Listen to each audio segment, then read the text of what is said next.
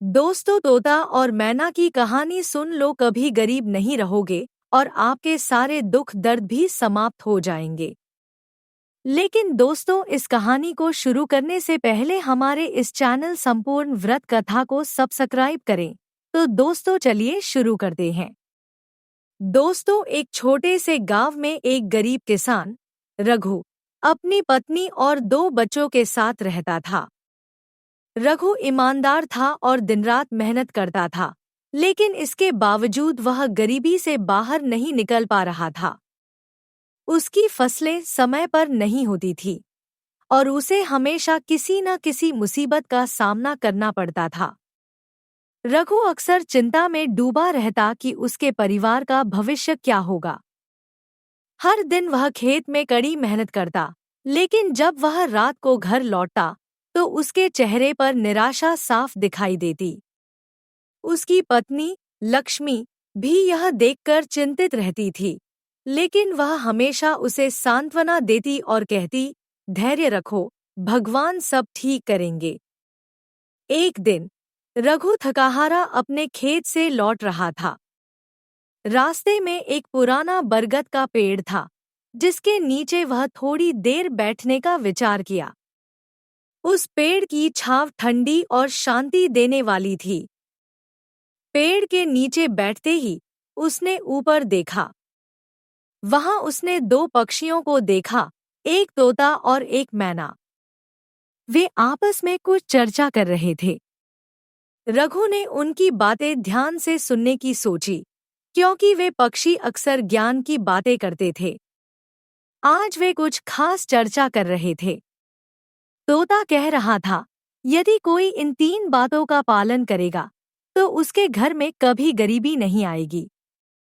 रघु के कान खड़े हो गए और उसने अपनी पूरी ध्यान तोते और मैना की बातों पर केंद्रित कर दिया।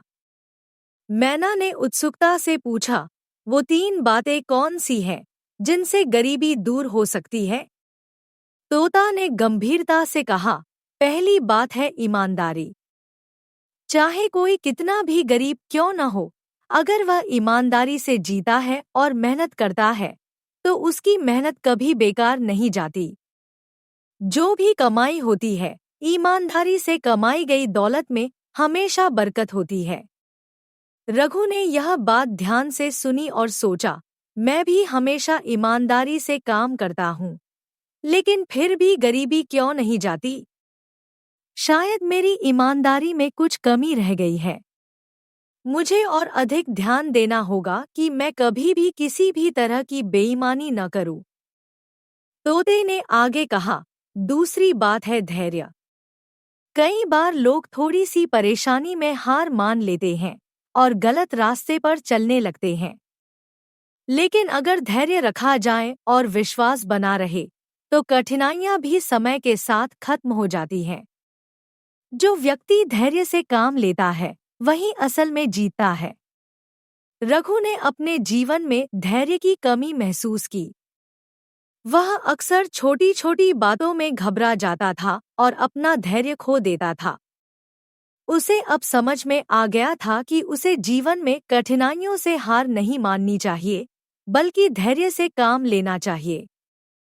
तोते ने तीसरी बात बताई। तीसरी और अंतिम बात है विवेक। विवेक से काम लेना बहुत जरूरी है। जब तक कोई व्यक्ति सोच समझकर निर्णय नहीं लेगा, तब तक वह सही रास्ते पर नहीं चल पाएगा।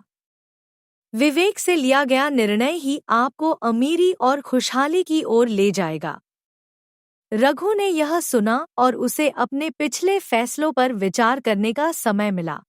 उसने कई बार जल्दबाजी में फैसले लिए थे, जिनके कारण उसे नुकसान उठाना पड़ा था। अब वह समझ गया कि उसे हर निर्णय सोच समझकर लेना चाहिए। रघु ने उस दिन से अपनी जिंदगी को बदलने का संकल्प लिया। उसने तोते और मैना की 3 बातों ईमानदारी, धैर्य और विवेक को अपनाने का निश्चय किया। उसने अपनी मेहनत में और ईमानदारी बरतनी शुरू की। अब वह किसी भी स्थिति में धैर्य खोने की बजाय शांति से काम करता था। और सबसे महत्वपूर्ण बात, उसने हर निर्णय को सोच समझ कर लेने की आदत डाल ली।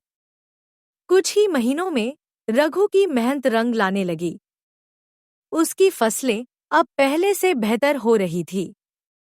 उसने धैर्य के साथ सभी कठिनाइयों का सामना किया और विवेक से लिए गए निर्णयों ने उसकी आमदनी बढ़ाई। धीरे धीरे उसकी आर्थिक स्थिति सुधरने लगी। रघु के घर में अब पहले से ज्यादा खुशहाली थी। लक्ष्मी और बच्चे भी यह देखकर खुश थे कि अब उन्हें पहले जैसी गरीबी का सामना नहीं करना पड़ रहा है। कुछ समय बाद रघु फिर से उसी पुराने बरगद के पेड़ के नीचे गया, जहां उसने तोते और मैना की बातें सुनी थी। वह उन्हें धन्यवाद कहना चाहता था। पेड़ के नीचे बैठकर उसने देखा कि तोता और मैना अभी भी वहीं थे। रघु ने उन्हें कहा, आपकी दी गई सलाह ने मेरी जिंदगी बदल दी। अब मेरे घर में कभी गरीबी नहीं होगी और यह सब आपकी बताई हुई 3 बातों की वजह से ही हुआ है।